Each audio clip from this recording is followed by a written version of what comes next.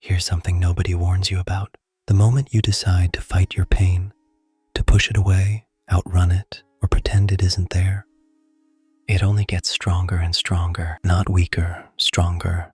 This isn't a flaw in you. It's a paradox that Buddhism identified 2,500 years ago.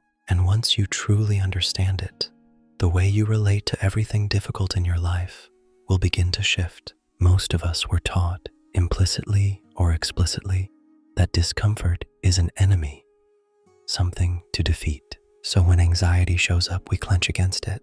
When grief arrives, we push it underground. When stress piles up, we power through. We treat our inner world like a battlefield, and then we wonder why we're exhausted all the time. Buddhism offers a radically different diagnosis.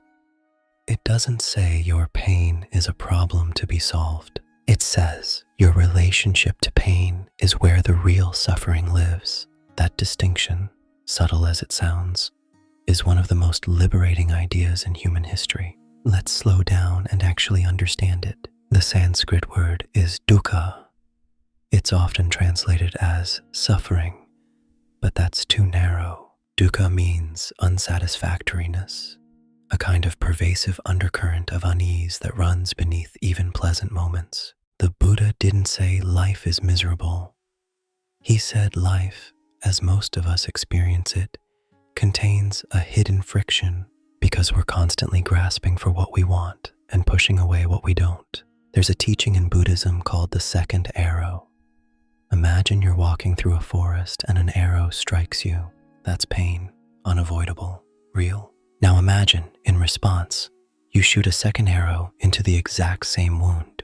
That second arrow is what you add to the pain, the shame, the self-blame, the why is this happening to me, the desperate wish that things were different.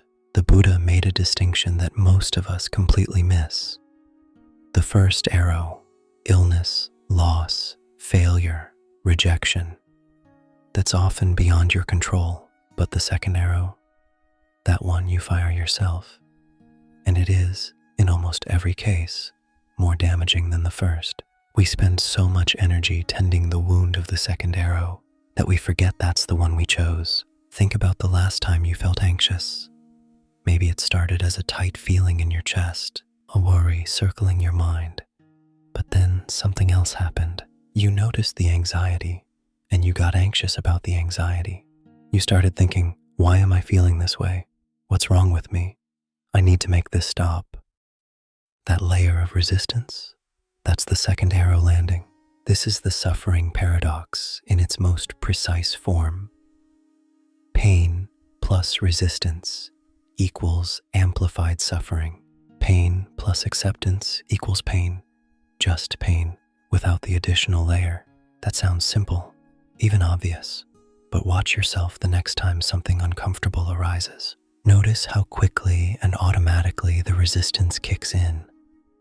It happens in a fraction of a second. Neuroscience has started to map exactly what Buddhism described intuitively. When you resist an emotion, you activate the brain's threat response. The amygdala fires, cortisol rises. Your body enters a state of defense, not against an external danger, but against your own internal experience. You are, quite literally, treating your feelings as predators, and the body responds accordingly. Research on experiential avoidance, the clinical term for fighting your inner experience, consistently shows it makes anxiety, depression, and chronic stress significantly worse over time. The more you avoid, suppress, or battle your emotional states, the more powerful they become. The mind amplifies what you resist because resistance signals, this is a threat. Pay attention to it, constantly. Buddhism arrives at the same conclusion, but frames it differently. It says clinging and aversion are the two engines of suffering. Clinging is grasping after pleasure, comfort, and certainty. Aversion is pushing away pain, discomfort, and uncertainty. Both movements, the grab and the shove, keep you in a constant state of inner turbulence. That misunderstanding is this: that you can permanently secure pleasant experiences and permanently eliminate unpleasant ones. The Buddha called this the delusion of permanence. Everything, every emotion, every sensation is impermanent. It arises, it passes. When you resist this truth, you're not fighting the pain. You're fighting the nature of reality itself. This is where a critical misunderstanding enters. When people hear acceptance, they immediately think passivity, resignation, giving up. You're telling me to just sit with my pain and do nothing? No, that's not what this means. Acceptance in the Buddhist sense is not passive. It is perhaps the most active and courageous thing a human being can do. Acceptance means clearly seeing what is present, without distortion, without drama, without the filter of, this shouldn't be happening. It's not approval. It's not surrender. It's precise, honest awareness. The Zen teacher Shunryu Suzuki put it this way: to accept some idea of truth without experiencing it is like a painting of a cake on paper which you cannot eat. True acceptance is lived, not just thought. There's a difference between pain that calls for action and pain that calls for presence. A broken bone needs a doctor.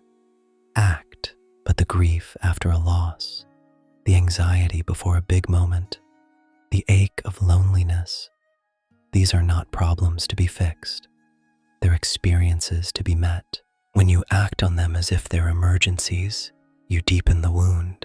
When you meet them with presence, something opens. The Buddha described the untrained mind as being like a person who has fallen into a river and, in their panic, fights the current with every ounce of strength and drowns. The trained mind is like a person who, upon falling in, relaxes, finds the surface, and flows with the river until they can safely reach the bank.